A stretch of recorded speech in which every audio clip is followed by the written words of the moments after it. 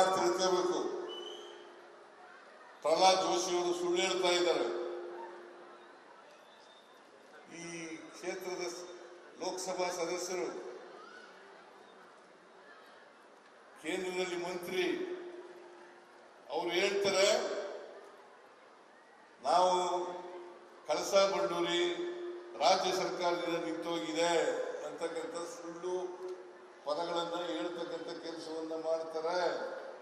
ಆದರೆ ನಿಜವಾಗಿ ಕೇಂದ್ರ ಸರ್ಕಾರದಿಂದ, ಅರಣ್ಯ ಇಲಾಖೆಯಿಂದ ಅನುಮತಿ ನಮಗೆ ದೊರಕಬೇಕು.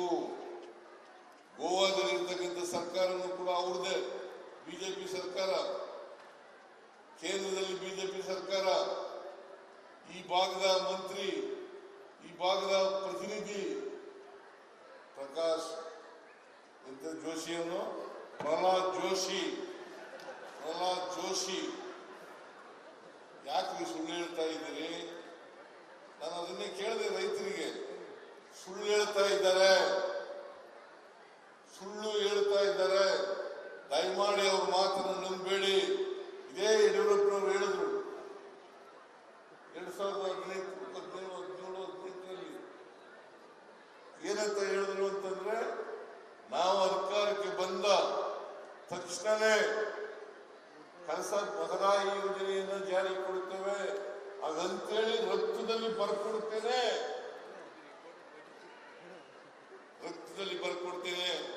ಅದಾದ್ಮೇಲೆ 2 ವರ್ಷ ಯಡಿಯೂರಪ್ಪನವರು ಮುಖ್ಯಮಂತ್ರಿ ಆಗಿದ್ರು. ಆಮೇಲೆ ಬಸವರಾಜ ಬೊಮ್ಮಾಯಿ ಅವರು 1 ವರ್ಷ 10 ತಿಂಗಳು ಮುಖ್ಯಮಂತ್ರಿ ಆಗಿದ್ರು.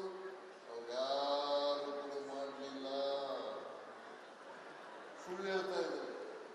ಈ ನಮ್ಮ ಕೋನ್ ರೆಡ್ಡಿ ಅವರು ಅಸೋಸಿಯಲ್ ಆಗತ್ತಾರೆ. ಹೇಳ್ಬೇಕು ರೈತರಿಗೆ, ಹೇಳ್ಬೇಕು ನಮ್ಮಿಂದ ನಿಂತಿದ್ಯಾ,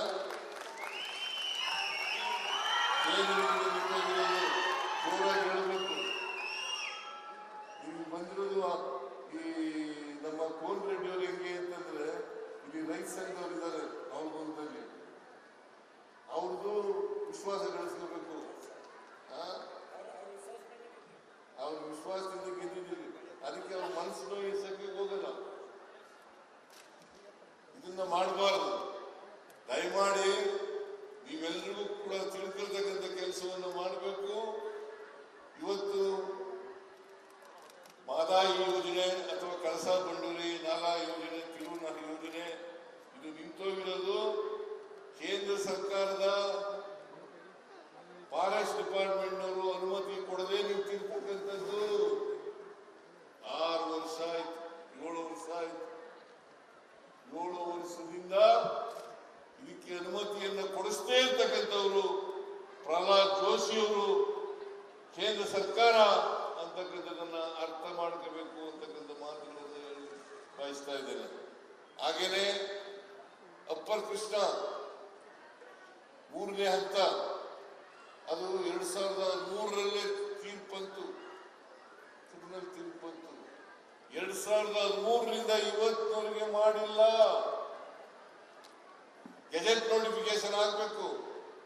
ಕೇಂದ್ರ ಸರ್ಕಾರ ತೀರ್ಪು ಕೊಟ್ಟಿದೆ, ಗೆಜೆಟ್ ನೋಟಿಫಿಕೇಶನ್ ಮಾಡಬೇಕು ಕೇಂದ್ರ ಸರ್ಕಾರ. ಗೆಜೆಟ್ ನೋಟಿಫಿಕೇಶನ್ ಮಾಡಿದ್ರೆ 3ನೇ ಹಂತದ ಕೆಲಸವನ್ನು ಮಾಡಲಿಕ್ಕೆ ಸಾಧ್ಯ ಆಗಿಲ್ಲ.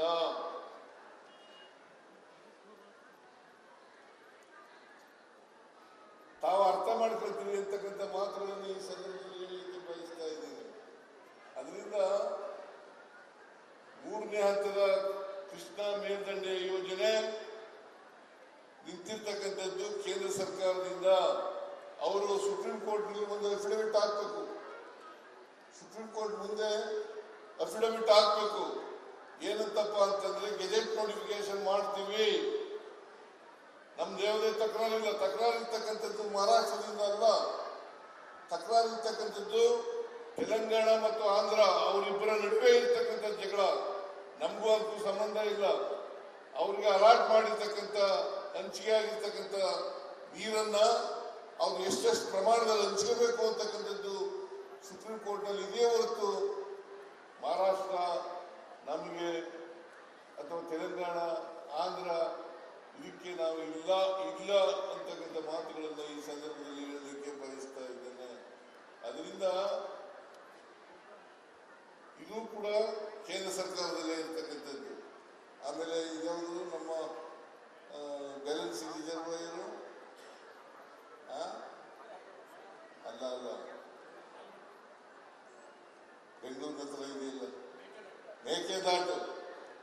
ಮೇಕೆದಾಟು ಸುಪ್ರೀಂ ಕೋರ್ಟ್ನವರು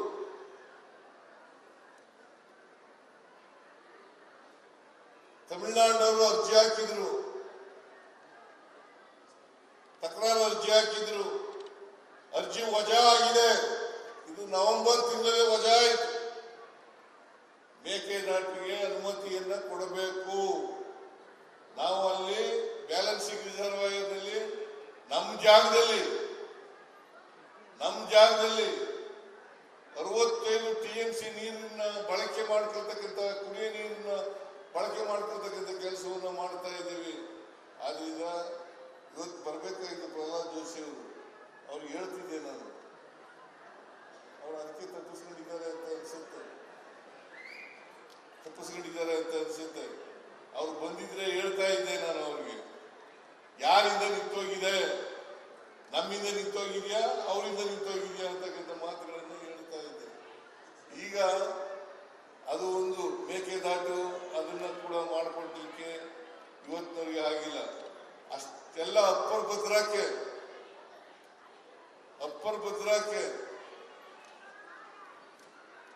5300 ಕೋಟಿ ಕೊಡ್ತೀವಿ ಅಂತೇಳಿ 23-24 ಬಜೆಟ್ ನಲ್ಲಿ ಹೇಳಿದ್ರು. ನಿರ್ಮಲಾ ಸೀತಾರಾಮನ್ ಅವರೇ, ನೀವೇ ನಿಮ್ಮ ಬಜೆಟ್ ನಲ್ಲಿ ಘೋಷಣೆ ಮಾಡಿದ್ರಿ 5300 ಕೋಟಿ ರೂಪಾಯಿಗಳನ್ನ ಅಪ್ಪರ್ ಭದ್ರಾ ಯೋಜನೆಗೆ ಕೊಡ್ತೇನೆ ಅಂತಕ್ಕಂಥ ಘೋಷಣೆಯನ್ನು ಮಾಡಿದ್ರೆ 3 ವರ್ಷ ಆಯಿತು. ಇವತ್ತಿನವರಿಗೆ ಒಂದು ಬಿಡಿಗಾಸನ್ನು ಕೊಟ್ಟಿಲ್ಲ. ದಯಮಾಡಿ ಇಲ್ಲಿ ರೈತ ಸಂಘದವ್ರು ಕೂತಿದ್ದೀರಿ, ಹಸಿರು ಶಾಲೆ ಹಾಕೊಂಡು ಕೂತಿದ್ದೀರಿ, ಅರ್ಥ ಮಾಡ್ಕೋಬೇಕು. ಇದನ್ನ 5300 ಕೋಟಿ ಕೊಡ್ತೀವಿ ಅಂತ ಹೇಳಿ 23-24 ಬಜೆಟ್ ನಲ್ಲಿ ಘೋಷಣೆ ಮಾಡಿದ್ದು ನಿಮ್ಮ ಜಿಲ್ಲೆಯವರೇ ಆದ ನಮ್ಮ ರಾಜ್ಯದ ಮುಖ್ಯಮಂತ್ರಿ ಆಗಿದ್ದಂತ ಬಸವರಾಜ ಬೊಮ್ಮಾಯಿ ಅವರು ಇಲ್ಲಿ 23-24 ಬಜೆಟ್ ನಲ್ಲಿ ಮಂಡಿಸಿದಾಗ ಅದನ್ನ ಪುನರುಚ್ಚಾರ ಮಾಡಿದ್ರು.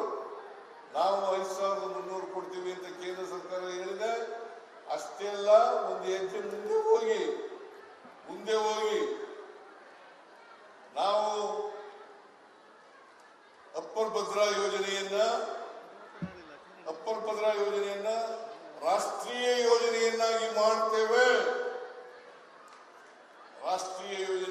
ಮಾಡ್ತೇವೆ ಅಂತಕ್ಕಂಥ ಮಾತುಗಳನ್ನು ಕೂಡ ಅವರ ಬಜೆಟ್ ನಲ್ಲಿ ಘೋಷಣೆ ಮಾಡಿದರು.